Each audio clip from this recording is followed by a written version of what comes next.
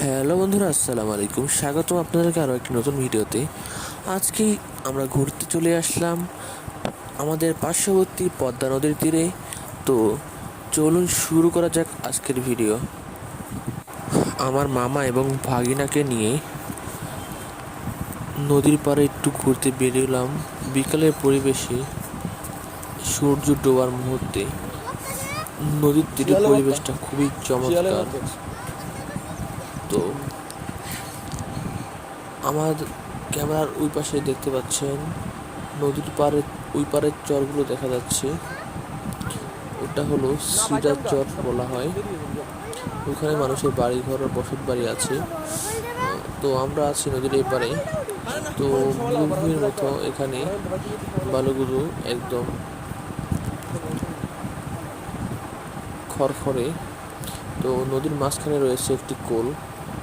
এই কোলের পানিতে ওয়ালিদে বারবার নামতে চাচ্ছিল, তো আমি ওকে থামালাম। এই পানিতে নদীর সাথে সংযোগ থাকায় এখানে অনেক মাছ আসে।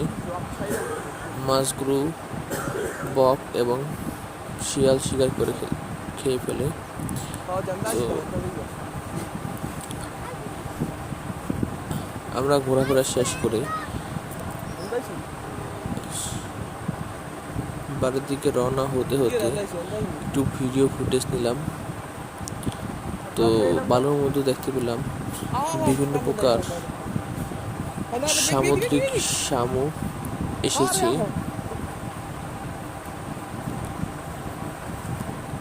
এখানকার বালুগুলো দেখতে মনে হয় সমুদ্র সৈকতের মতো, একদম সমুদ্র সৈকতের ঢেউ যেমন সমুদ্রের পাড়ে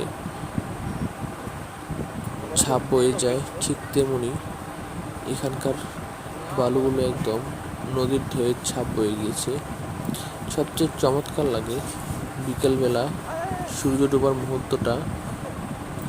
খুব সুন্দরভাবে সূর্য ডুবে, আর এদিকটাতে বেশ পাখি উড়াউড়ি করছিল।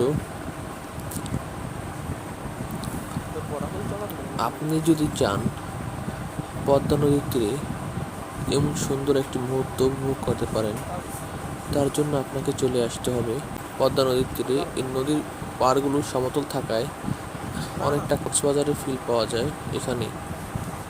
তাই আমরা এই ভিডিওটার নাম দিলাম গরিবের কক্সবাজার। তো দেখতে থাকুন আজকে সম্পূর্ণ ভিডিওটা। ভালো লাগলে লাইক, কমেন্ট, শেয়ার করবেন এবং ফলো করতে ভুলবেন না। আর আপনি যদি ইউটিউব চ্যানেল থেকে দেখে থাকেন তাহলে সাবস্ক্রাইব করে পাশে থাকবেন। ধন্যবাদ। সম্পূর্ণ ভিডিওটা জুড়ে থাকবেন।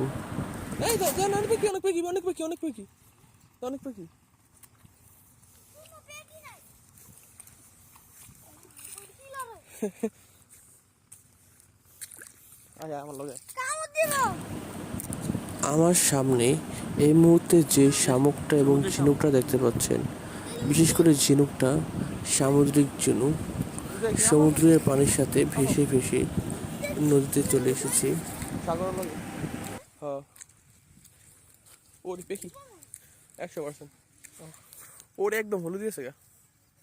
ক্যামেরাটাকে একটু জুম ইন করে দেখি তো সূর্য ডুবার মুহূর্তটা কেমন দেখা যায় সূর্যটাকে। ওরে বাবা, এই দেখি বিশাল বড়।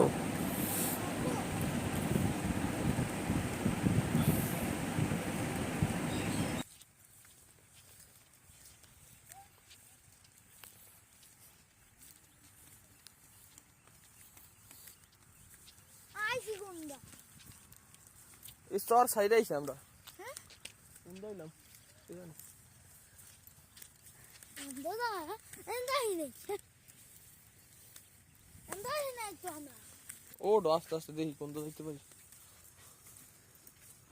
রাস্তা বললে সুন্দর যাইছি আমরা উন্দাইছি। ভিডিওটা যে সময় ধারণ করেছিলাম ওই সময় ছিল সরিষার মৌসুম।